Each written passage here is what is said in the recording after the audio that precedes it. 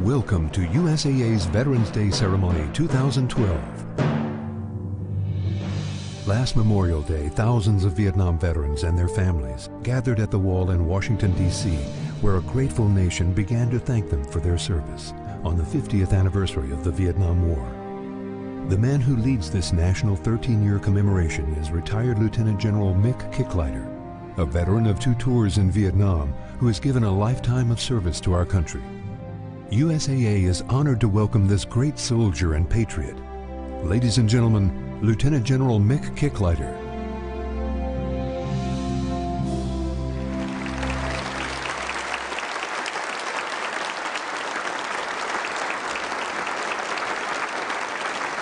Thank you very much.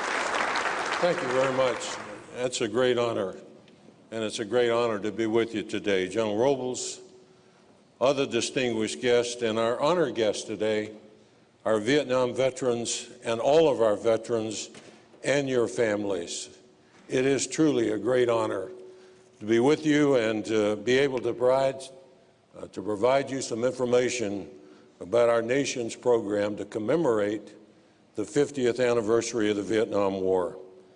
I'm also here on another very important mission, and that is to present a certificate from our Secretary of Defense and our Chairman to USAA as they become a commemorative partner to help this nation execute this very important mission. I'd like to ask our Vietnam veterans to please stand or raise your hand and let us thank you for your service from a grateful nation. Our Vietnam veterans.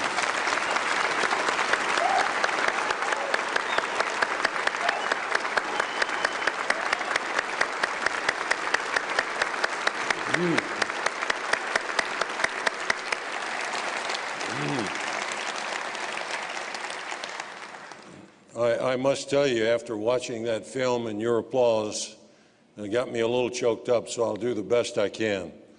But Congress passed a law that authorized the Department of Defense to organize, recruit, partners, and support events all across America and to assist our nation, a grateful nation, in thanking and honoring our Vietnam veterans and their families, and especially families that lost loved ones in that war.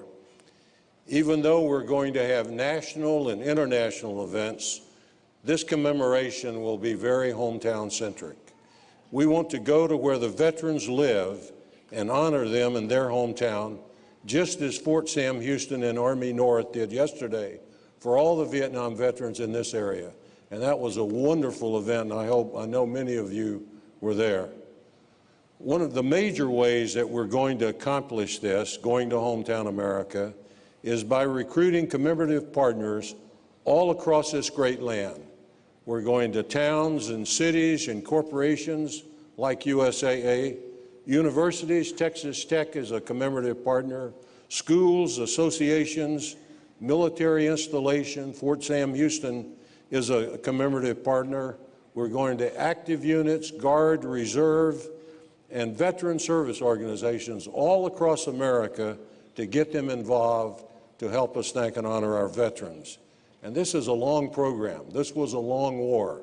And this program runs until 2025, 13 years. Even though the focus of all of our effort will be on Vietnam veterans and their families, at every event, we want to make sure that we remember all veterans from all of our wars. And we want to especially make sure that we thank and honor the men and women who are on today's battlefield, and what a magnificent job they're doing and have done throughout this war. Let's give them a round of applause. Thank you.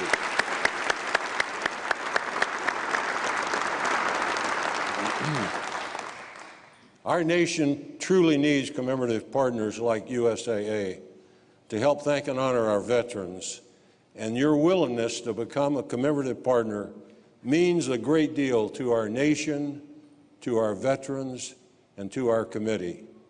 You bring over 90+ years of dedicated service to current and past service members and their families. This organization has more than 23,000 employees and 9 million members who have honorably served and have supported eligible families throughout those 90 years.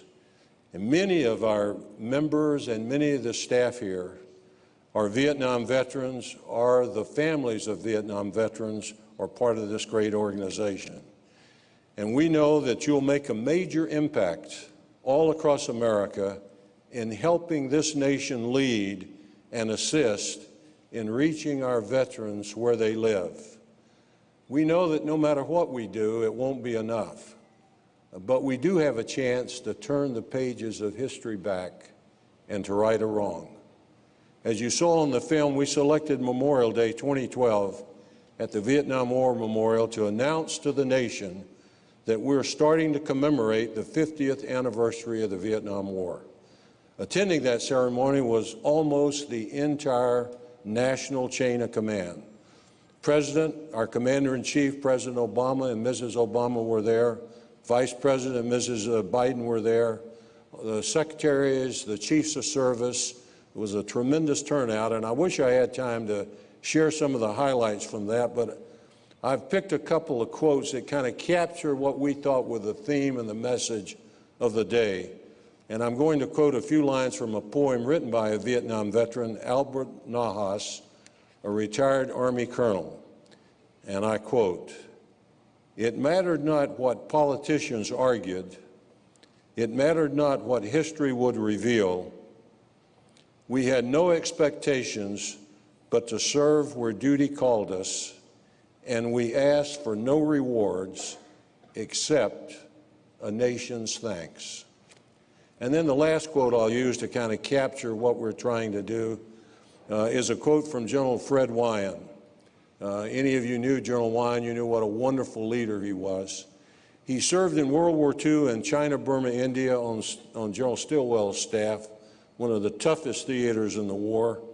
He commanded an infantry battalion in the Korean War, and at one point was totally surrounded by the Chinese. He led the 25th Division in Vietnam. He later became the Two Field Forces commander, and he was the last four-star commander of all forces in Vietnam, and he was selected to be the 27th Chief of Staff of our Army. And this is what he said: "What particularly haunts me what I think is one of the saddest legacies of the Vietnam War is the cruel misperception that the American fighting men there did not measure up to their predecessors in World War II in Korea. Nothing could be further from the truth." It is a great honor and privilege for me to be here today to present to USAA a certificate, as I said earlier, signed by the Secretary of Defense and the Chairman of the Joint Chiefs of Staff to officially designate USAA as one of the very first corporate commemorative partners. We'd also like to present them our commemorative flag, which you can see on the screen behind me. We hope to have these flags in more than 15,000 communities. There's a lot of symbolism on this flag, but I think the most important message is across the bottom. And it says, "A grateful nation thanks and honors you, our Vietnam veteran, for your service, your valor, and your sacrifice."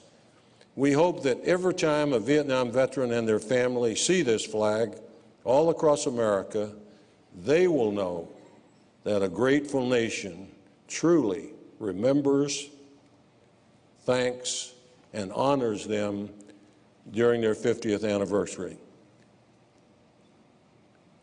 And now, if Major General Camille will join me at the front of the stage, I'd like to present USAA with its certificate that officially designates this organization and their flag.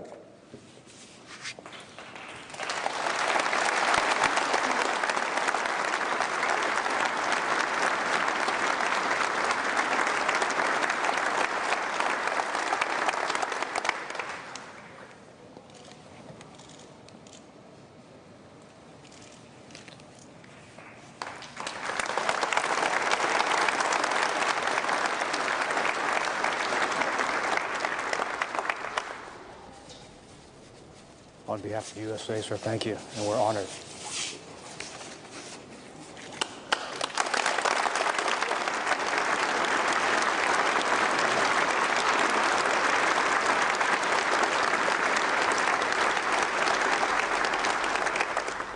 The fact that you are a commemorative partner now means a great deal to our nation, especially to our veterans, because they know who you are and what you stand for.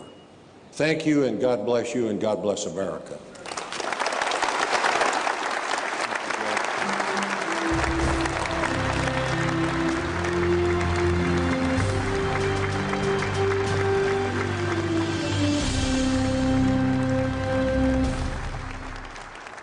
And now, recording artist Corey Brunson singing his Thank You to Our Military. We know you're out there.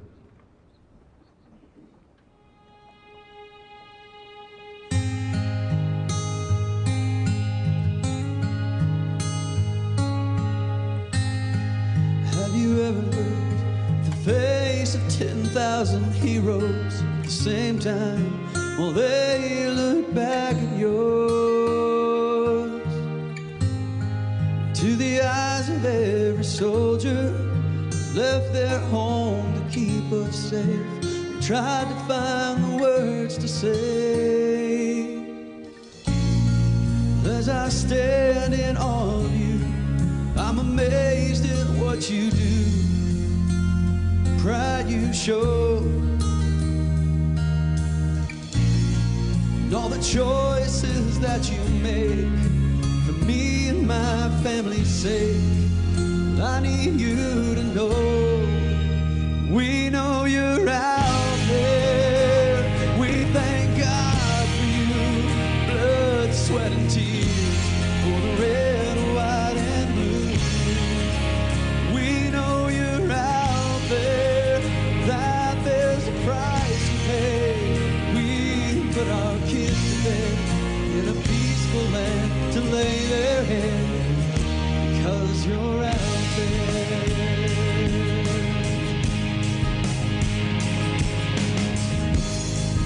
Are you lonely for the ones you left behind? Did you leave your home to stand guard over me and mine? Well, our hearts are with you there. You should know you're not alone. So just be safe and hurry home. As I stand in awe of you and everything that you've been through, sacrifices made, and all the chances that you take for love of these United States. We gotta stand and say, we know you're out there. We thank God for you, blood, sweat, and tears, for the red, white, and blue. We know you're out there, that there's a price you pay. We put our kids to bed in a peaceful land to lay their head, because you're out there.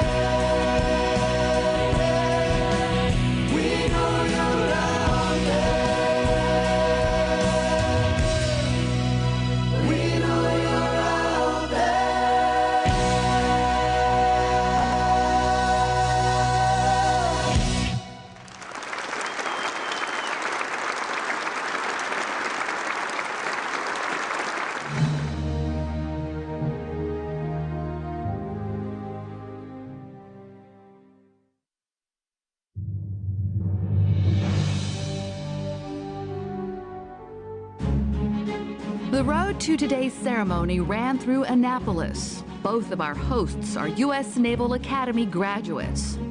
Drew Higgins was commissioned in the Marine Corps in 1998. He served 8 years, deploying 6 times to 4 different continents. He now serves as Director of Product Management for the home event. Travis Peace was a surface warfare officer and served on the USS Bataan. He finished his 5-year stint in the Navy as a nuclear engineer aboard the USS George Washington. He too serves as a Director of Product Management for the home event.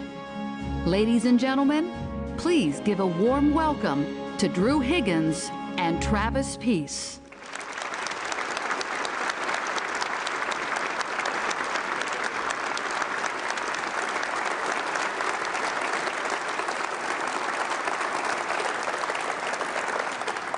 Good morning, everyone. Good morning. We are honored to welcome our distinguished guest here, online, and watching on the Pentagon channel. That's right, Drew. It is indeed our honor and privilege to welcome you all here today. Let's have another round of applause for Mr. Corey Brunson for that opening run. That's great.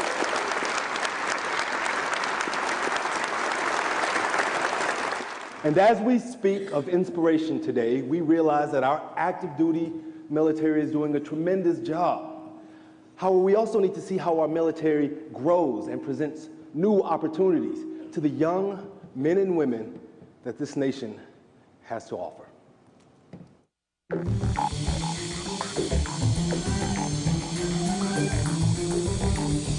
The Coast Guard is engaged in missions in good work every day. We're out there rescuing people, we're protecting the ports. We have 4 crew members who are on watch, ready to go, kind of like a firehouse. We have two pilots, a flight mechanic, and a rescue swimmer. I am Lieutenant LaShonda Jones. I'm an MH-65 Dolphin helicopter pilot for the United States Coast Guard, and I'm stationed here in beautiful Los Angeles, California. Search and rescue is service. It doesn't matter if it's 2 in the morning and the Marine layer's in and the visibility is low. We will put those goggles on and hop in the aircraft, and we will go look for you wherever you are, and we will keep looking until we find you. And that's what I love about being a pilot in the Coast Guard. I lost my mother at the age of 2 to suicide, and I was adopted after that. And towards almost 16 years old, I went into foster care because of some things that were going on at home. I would cry every night, and I'd be upset, and woe is me, and you know, why is this happening? And after a while, I said, okay, LaShonda, you gotta stop crying. You gotta come up with a plan. You've gotta do something. That's the only way you're gonna turn it around. I didn't know that the Coast Guard was a life-saving service, knew nothing about the missions. So it was really a blessing that I ran into Senior Chief and learned about the Coast Guard, because it's completely changed my life, and I can't imagine doing anything different right now. He started telling me about the Coast Guard and the Coast Guard's missions, and about the C-SPI program, which stands for College Student Pre-Commissioning Initiative. And one of the things that you get out of that is a full scholarship for your last 2 years. That's pretty much how I learned about the Coast Guard. I signed up that day, and the rest has been history. The person who shifted my focus towards aviation would have to be Lieutenant Janine Menzie. I knew I had to meet her. She took me up on a C-130 flight, and from that moment I knew by meeting and seeing her that I could do it. Janine was there when I got my wings, so that was a very big day for me.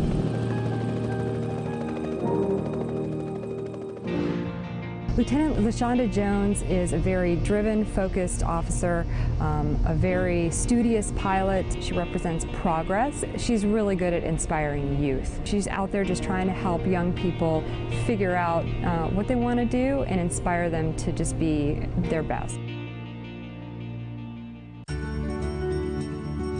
It feels great to be an inspiration. It feels great for young women and even young men to look up at me and say, wow, I've never seen a woman who's flown. I've never seen an African-American woman who's flown. Also lets me know that I have a responsibility that comes along with that, to be a leader and to be a good role model, which I fully take that on. it's awesome that I get to serve in this awesome uniform. No matter where you fought, how old you are, or where you've even flown, we are all a small part of a bigger piece that would do what it takes to defend this nation and its ideals. My mother would be extremely proud, and I feel like maybe that's why I've been allowed to go through some things and make it out on this side of it and be successful. I am so blessed because I know my mother's looking over me, and I know I'm going to be just fine.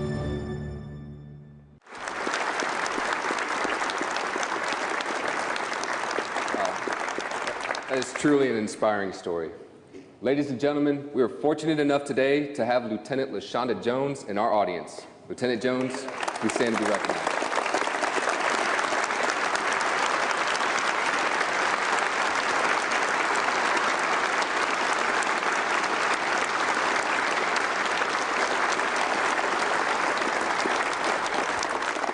Now, Travis, I want to take a moment to talk about Army-Navy football. God bless America, land that I love. Stand beside her and guide her through the night with the light from above. From the mountains, to the prairies, to the oceans white with foam. God bless America, my home, sweet home. God bless America, my home, sweet home. This is my country, land of my birth. This is my country, grandest on earth. I pledge thee my allegiance, America the bold, for this is my country, to have and to hold. America, America, God shed his grace on thee, and crown thy good with brotherhood. From sea to shining sea, America, America.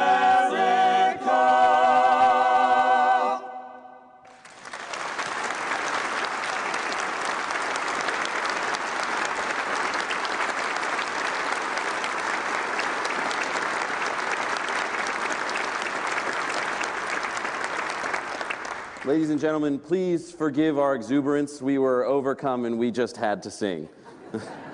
We hope you enjoyed it. It is what a day to lend voice to patriotism at this wonderful ceremony. And it is my pleasure to now introduce retired Major General Jason Camilla. Jason Camilla has been with USAA for 2 years after a 33-year career in the Army, where he served in a variety of leadership roles, including command of a joint service multinational task force in Afghanistan.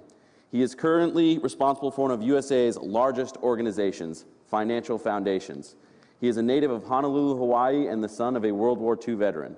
Please help me welcome retired Major General Jason Camilla.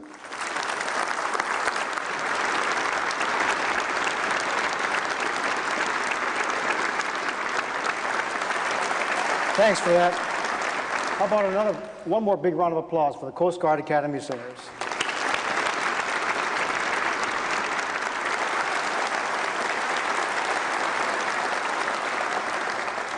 On behalf of Joe Robles, President and CEO of USAA, it is my distinct privilege to welcome all of you to our 2012 Veterans Day celebration. While we pause to officially recognize this special day in our nation's history, we know that here at USAA, every day is Veterans Day. Consistent with our mission, we strive each day to be aware of the unique needs of the military community. And because of that awareness, we are pleased and proud to celebrate special military holidays like Veterans Day.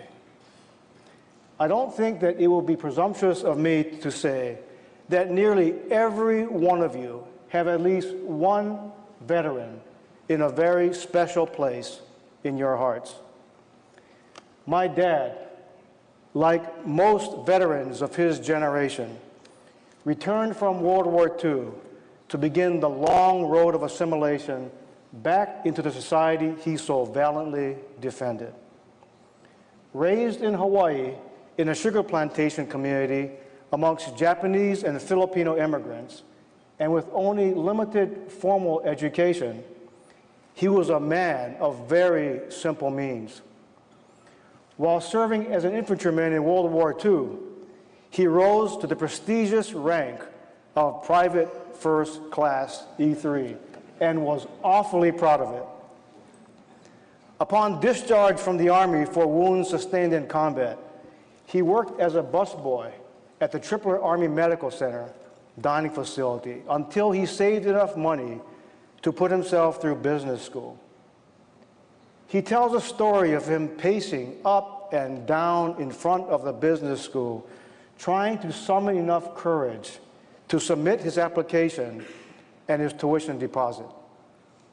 So nervous, so shy, and uncertain about the path to which he was committing himself, he told me that he wished there was someone to talk to, someone to help make this life decision simple and easy.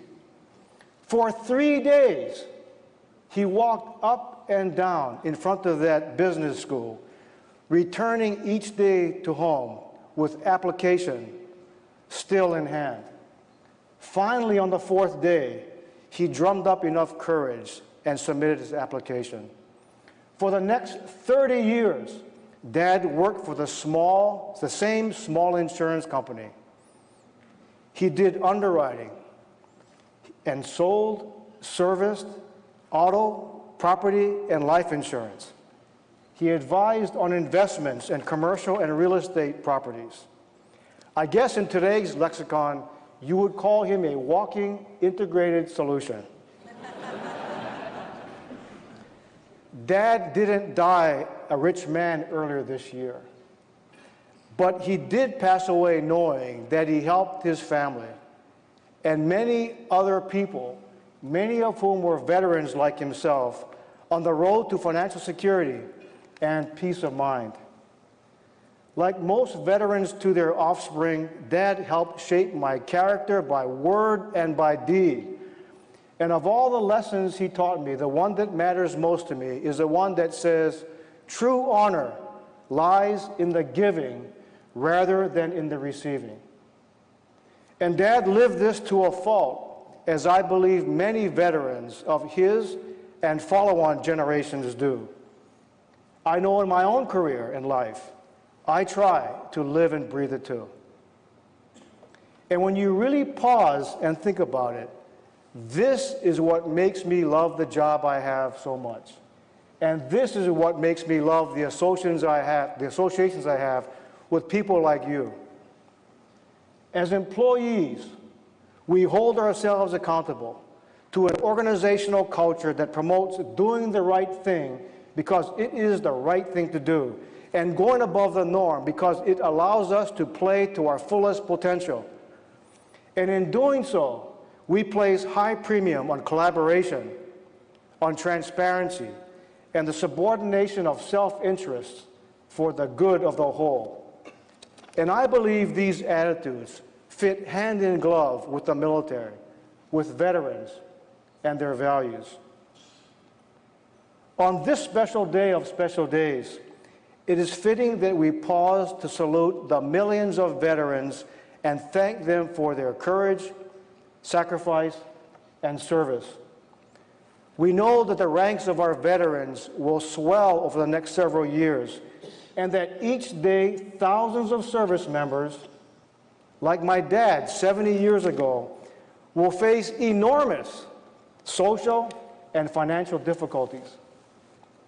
Let's be sure to use this day to reaffirm our commitment that regardless of enormous complexity and obstacles, We will remain at our very best to help veterans secure a bright future through the freedoms they secured for all of us. Yes, today is Veterans Day, and every day at USA is Veterans Day, and it's all of our jobs to keep it that way.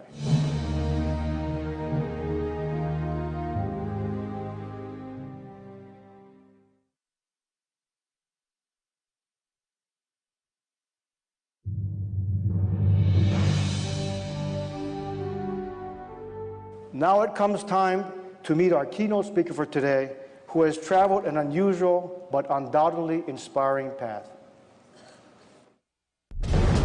He's earned an MBA at Duke, taught in the Behavioral Sciences and Leadership Department at the U.S. Military Academy, was the company commander for the Warrior Transition Unit at West Point, was the Army Times 2007 Soldier of the Year, and won an ESPY for Best Outdoor Athlete in 2008.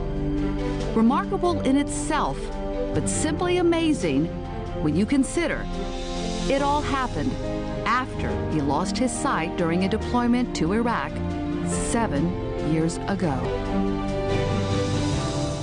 Ladies and gentlemen, please join me in welcoming Captain Scotty Smiley.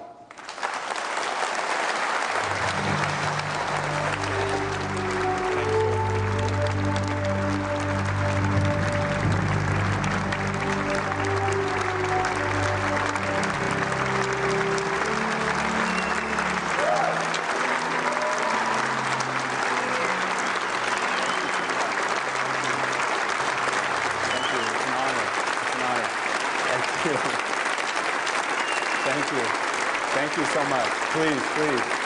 Thank you. I can't believe the welcome. That you all are amazing. I'm humbled and honored to be here in this Veterans Day celebration. This organization is one of the best organizations I know. I first want to thank the many veterans in this area and the veterans that work for this organization and the services that they have given, because I know we all would not be here if it wasn't for you all. So thank you so much.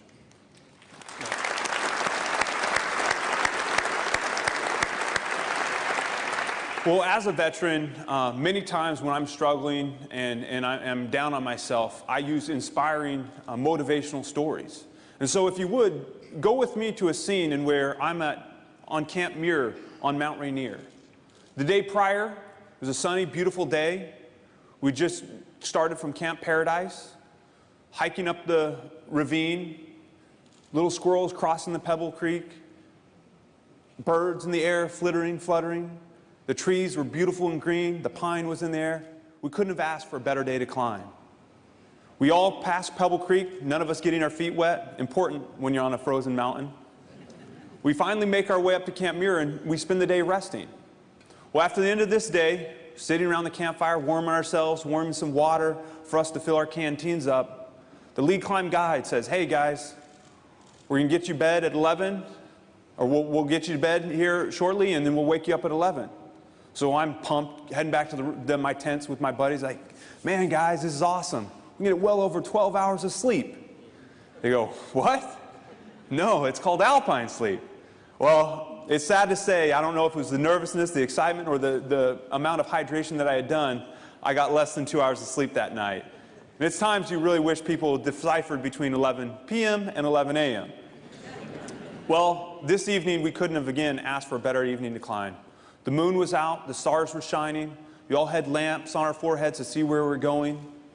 And as I began trudging up the mountain, attempting to summit that mountain, my legs just began to get exhausted.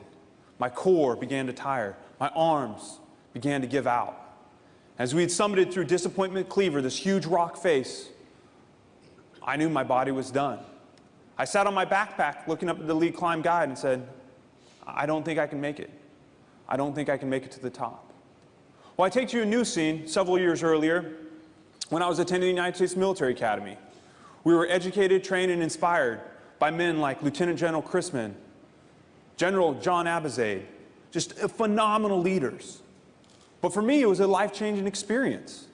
You know, seeing how I was a little bit spoiled growing up. My mom always did our laundry, and, you know, Fortunately, the military academy did our laundry also, so I made it there. However, our freshman year, at least the beginning of our freshman year, when we were cadets, oh, excuse me, we weren't cadets, we were new cadets. And new cadet is a rank, and it ranked definitely below cadet. We also found that it unfortunately ranked below the commandant's dog. We didn't have much to live off of, but we fortunately were told we did rank above the naval goat, so there's a little bit of love there. But one of the duties we had to do was to deliver this laundry to upperclassmen in rank order, know what they did, know where they lived, and trust me, my brain was fried. And I remember moving out 120 paces per minute down the hallway, and not running, but moving out with this big bag of laundry. And granted, I'm this 210-pound twisted steel sex appeal kind of guy, like, I'm the stud, and this female, about a foot shorter than me, stops. Halt, new cadet. Yes, ma'am. I'm not a ma'am. I'm a sergeant. Yes, sergeant. Where are you going? I don't know. Is that one of your 40 songs? No, ma'am. Sergeant. And I just began to weep and cry. And as pathetic as it may sound, I was broken. And after she picked her jaw off the ground in shock and awe, she told me to go back to my room. She told me to figure out if this was the place for me, if this was where I wanted to be. And so I did. And I had to think, was the Army meant for me? Were the values that were taught here at the Academy my values? Loyalty, duty, respect, selfless service, honor, integrity, and personal courage. Were these values the values that I believed in? And I made a decision that day, yes, they were. They're the same values that my parents, my mom and dad, espoused in me every single day, and my brothers and my sisters. The values that I sought to heighten and to better in my life. And so I made a decision to stay at the military academy, to push on, to make good friends, to have a blast, and just enjoy my education. And then as the 47 months quickly zoomed by, as that young female cadet had told me several months earlier, I now found myself in a bit of a change. I'm in charge of 45 men in Mosul, Iraq, where we're not only securing the Iraqi people, but we're helping rebuild. Whether it be redistributing gasoline, electricity, helping rebuild parks, schools. I remember handing out soccer balls to hundreds of kids. It was awesome to see the work that we were doing. But every day, tragedy would hit. Well, whether we were hit by improvised explosive devices, bombs in the road, shot at by snipers. I lost my company commander, Captain Bill Jacobson, Jr., on December 21st in the Mosul mess hall bombing, along with 21 other men and women in the United States Army, wounding hundreds. It was hard. And on April 6th of 2005, I found myself in front of a car that looked suspicious. The lower back of the car was a little lower than the front. Single man in the driver's seat, head was cleanly shaven, gray shirt down to his wrist, innocent man. But the suspicion of the vehicle brought my attention, so I cordoned him off, surrounded him, parked my vehicle 25 to 30 yards just to his south, nothing in between. And I'm in this Stryker vehicle, you know, we looked studs, had guns. But the suspiciousness of this vehicle, again, drew my attention. And you can't just shoot anyone and everyone, otherwise a lot of us would have been in trouble just because you're scared. And so I yelled the man, get out of your vehicle. He looked over his left shoulder, raised his hand and shook his head no, and put his hands back on the steering wheel. I yelled at him again. He responded in the same manner, shaking his head no, and let his foot off the brake, and began pulling away. So when I raised my rifle up to my shoulder, shot 2 rounds in front of his vehicle, and then my world went black. I woke up 2 weeks later in Walter Reed Army Medical Center, blind the rest of my life. My life was changed forever. That split moment, that split time, my life was changed. And now, I was in a real crux. Was the Army something that I believed in? Was the service and the sacrifice that I had given, hundreds and millions of people had given before me, worth it? But it was the men and women by my side, my leaders, Lieutenant General Brown calling me every other day, seeing how I was doing. My boss, my company commander, seeing how I was doing. My wife, constantly by my bed, massaging my feet, and yes, it did feel good, and I miss it, but it was that support. It was that support that in the end gave me the decision that I still wanted to serve and still wanted to serve my country as I'm doing today.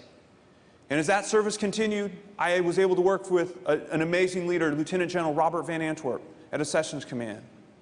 Then get my master's in business administration from Duke University. Then go back to my alma mater and teach leaders just as we have here today. It was, pardon me for saying, it was amazing and it was awesome. And so I bring you back to Mount Rainier. I'm blind. Every struggling step that I was taking, every step that I was taking was on my own. And again, it was that independent me that didn't want to trust in my fellow comrades, abide by how they told me to step. Because I was an infantry ranger. I knew what I was doing. But it was those steps and those values that I returned back to that I knew, hey, I had to trust in them. I had to give them recognition and abide by what they told me. And at the end of that day, I was finally able to be 14,410 feet on top of that mountain, and I felt like I was on top of the world. And it was awesome. And so in closing, I want to tell you all, we all go through trying and struggling times, whether it be economic, physical, mental, spiritual, but it's standing behind the values of the organizations that we work for, standing beside the men and women that we love, our friends and family, and especially our faith that enables us to conquer all things. And I know that we all here today will be able to do all things if we stand behind those values and stand behind each other. I just want to wish you all a thankful and happy Veterans Day. And I appreciate so much all that you give us and the military community and all the support that you constantly have given. Thank you so much. God bless you.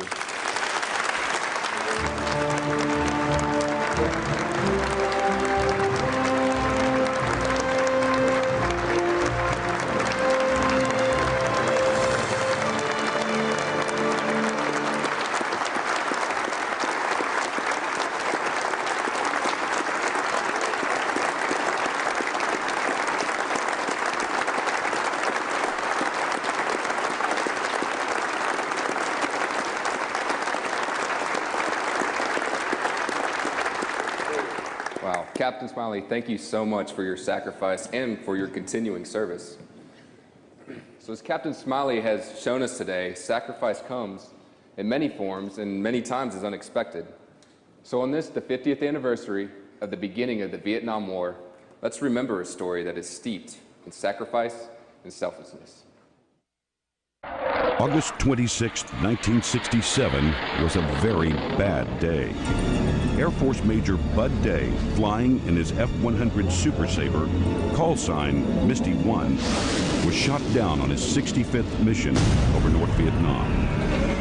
He ejected into a dense jungle canopy, his arm broken in 3 places and a knee badly sprained. Capture was immediate, and then began a horrendous challenge to not only survive, but to continue the fight. His test would last for 5 years and 7 months.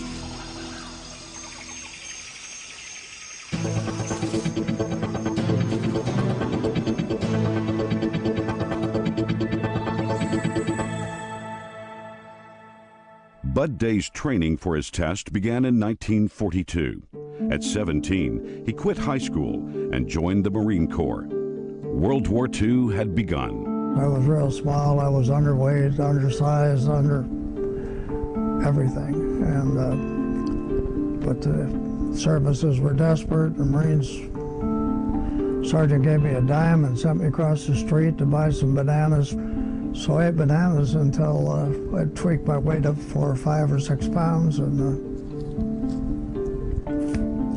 out to San Diego. Serving in the South Pacific until the war ended, Bud returned home to school and to earn some money. So one of the difficulties was I was also love with Doris, and it was 1946. Then I joined the Guard, and got a direct commission as a lieutenant. Korea began to heat up about this time, and Bud knew that war was approaching. He heard that the Air Force was calling people to duty, so he thought it through. Having been a ground pounder in War II, I was interested in different mode of transportation, and I thought flying jet fighters would be great, and I became an very early jet pilot, and was in the fighter business to stay. Korea saw Bud complete 2 tours as a fighter-bomber pilot. Life settled in for a while, but staying in the Air Force Reserve while running a growing law practice kept Bud well attuned to the military life. By the mid-60s, Vietnam became a well-known name, and Bud wouldn't sit this one out. The final test preparation had begun. We took a really bad hit in the aft end, and the airplane just felt like it stopped. So I did everything I could, so I hit the ground. I was in really bad shape, and captured within maybe a couple of minutes. Things were really bad from there on. I've been trained all my life to be a warrior, leader. In POW camp was a lot of brutality and skull fractures, broken legs, arms, backs, combinations, very oppressive environment, starvation food, people that brutalize you for just nothing, and very high stress. But getting the right line of resistance also meant that somebody was going to get killed along the line. But that was just the price you had to pay to walk out with your heads up, too. And that day finally came. Bud Day did walk out with his head up, like so many of the POWs, and into the happiest day of their lives. Bud was promoted to colonel during his time as a POW, and afterwards he received the Air Force Cross and the Medal of Honor from a grateful nation. Now he serves as an inspiration to many and a hero to all. You have to recognize that you represent a lot of other people who did not get the medal. Now that you've been inducted into a unique Hall of Heroes, you will always be required to live a little different. Being a hero doesn't come easy to Bud, but he still remembers and recognizes it in others. We're a volunteer force. These kids are accomplishing some incredible acts of heroism out on the battlefield, and we in the Medal of Honor Society were delighted when the first medals came out, and still delighted that people are now getting medals. Beyond medals, beyond bravery, beyond inspiration, Bud Day has passed every test, and in the end, gives us one credo to remember on this Veterans Day. Simply put, continue to love your country.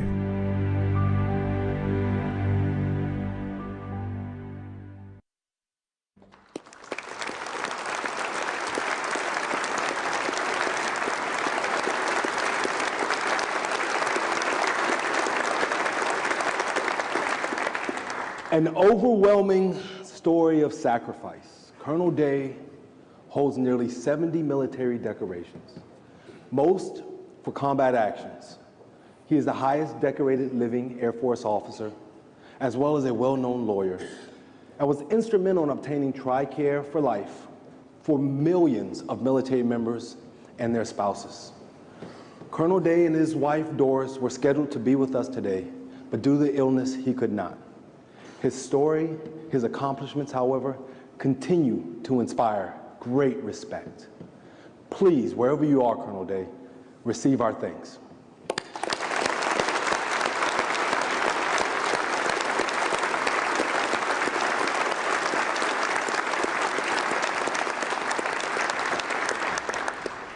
And now, as this hour draws to a close, we'd like to bring back the United States Coast Guard Academy Cadet Singers. That's right, Drew. Every year at USAA, we like to close out our Veterans Day ceremony with the singing of the service songs. So as the Coast Guard Academy Cadet Singers sing your favorite service song, please feel free to stand up, join them, and help us celebrate our veterans, both current and former. First to fight for the right and to build the nation's might, and the Army goes rolling along. Proud of all we have done, fighting till the battle's won, and the Army goes rolling along.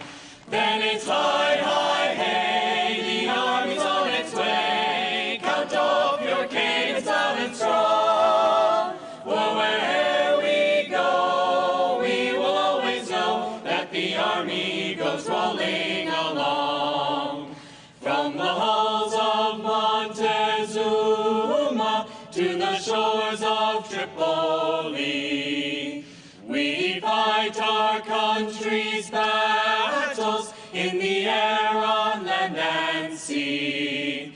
First to fight for right and freedom, and to keep our honor clean. We are proud to claim the title of United States Marine. Anchors away, my boys, anchors away. Farewell to foreign shores, we sail at break of day. Through our last night on shore, drink to the foam. Until we meet once more, here's wishing you a happy voyage home. Off we go into the wild blue yonder, climbing high into the sun. Here they come, zooming to meet our thunder. At a voice, give them the gun. Down we dive, spouting our flame from under. Up with one hell of a roar.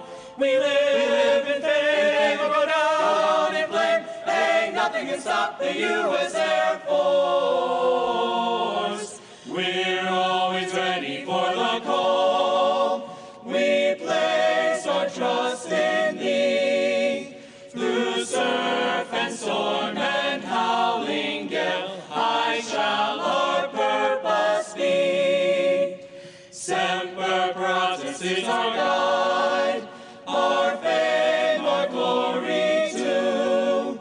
To fight, to save, or fight and die, aye, Coast Guard, we are for you.